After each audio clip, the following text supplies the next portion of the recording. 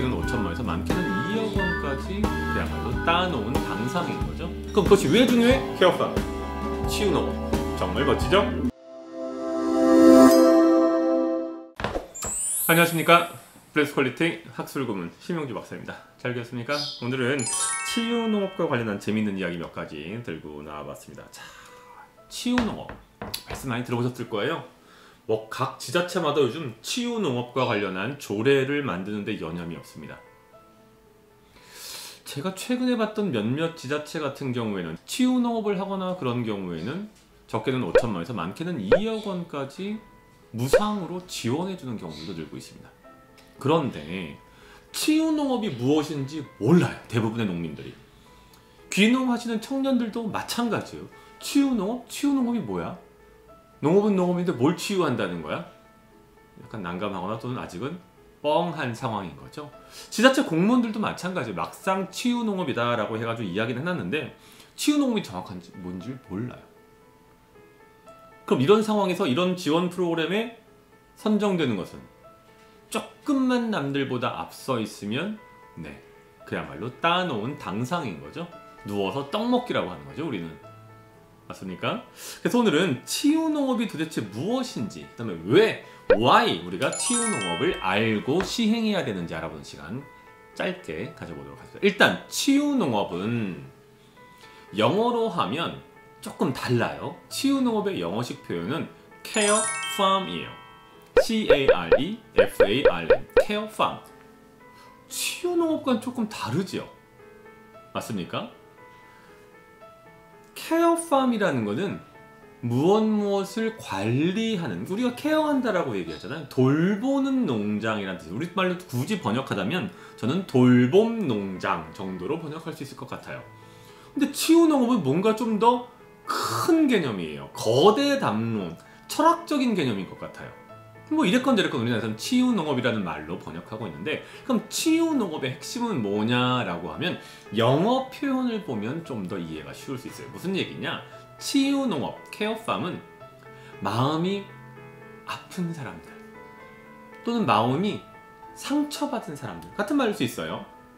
또는 이런저런 스트레스를 받고 있는 사람들, 위축된 사람들, 또는 심지어 정신적으로 제약이 있거나 질병이 있는 사람들이 다양한 농업과 관련된 활동을 소극적으로 또는 적극적으로 하는 과정에서 상처 있거나 외롭거나 힘들거나 다친 마음을 위로받고, 소극적으로는 조금 더 나아가서는 정신적으로 어떤 어려움이 있거나 질병이 있을 때 그것을 완화하거나 더 나아가서는 아주 적극적으로 치료하는 효과를 주는 농업의 활동, 그런 농업을 시행하는 장소 전반을 이루는 말이에요.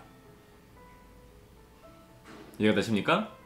그러면 이게 왜 나왔냐? 치유농업이라는 내용이, 개념이 왜 나왔냐를 볼 필요가 있는데, 치유농업이라고 하는 것은 우리 인간의 DNA 속에, 우리 인간의 심리, 정서, 마음, 머릿속에 있는 자연과의 접촉이 박탈당한 채 오랫동안 살아왔기 때문에 대두된 개념이에요. 무슨 말이냐? 제 앞에도 컴퓨터가 있어요. 마우스를 가지고 저는 하루 종일 일해요. 노트북을 보고 일하고, PC를 보고 일하고, 핸드폰을 보고 일하고, 전자적으로 일해요.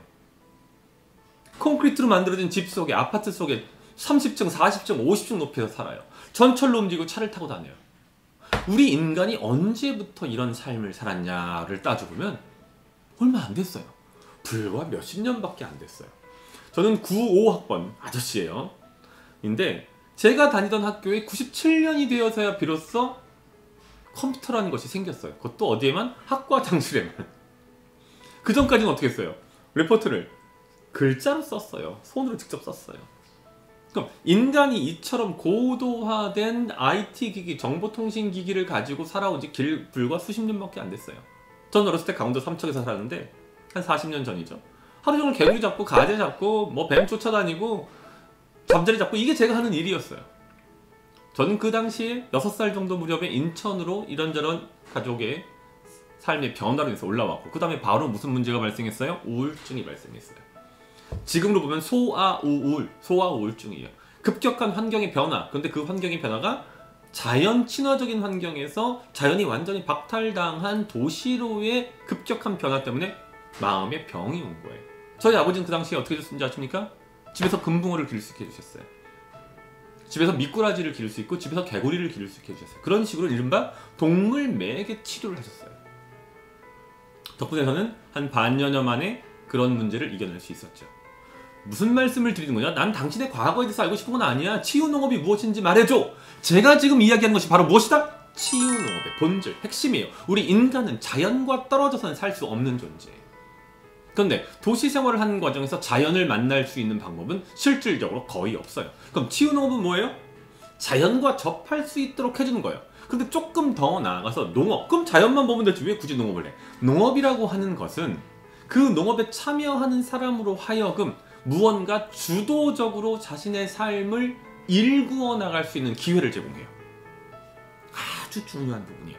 단순하게 자연만 본다면 그래, 자연 좋아해서 멈출 수 있는데 내가 직접 흙을 파고 땅을 일구고 식물을 심고 동물의 배설물을 치우고 동물을 몰아서 먹이를 주는 그런 과정들을 겪으면서 내 입에 들어가는 먹을 것들이 어떻게 만들어지는지 내 몸을 직접 움직이고 땀을 흔들리고 햇빛을 받고 허리를 펴고 손을 닦고 이 모든 것들이 마음을 다친, 마음이 힘든, 마음이 아픈 사람들에게 작게는 즐거움과 완화, 행복, 미소, 더 나아가서는 심리적인, 정서적인 치료 효과까지 이룬다는 거죠.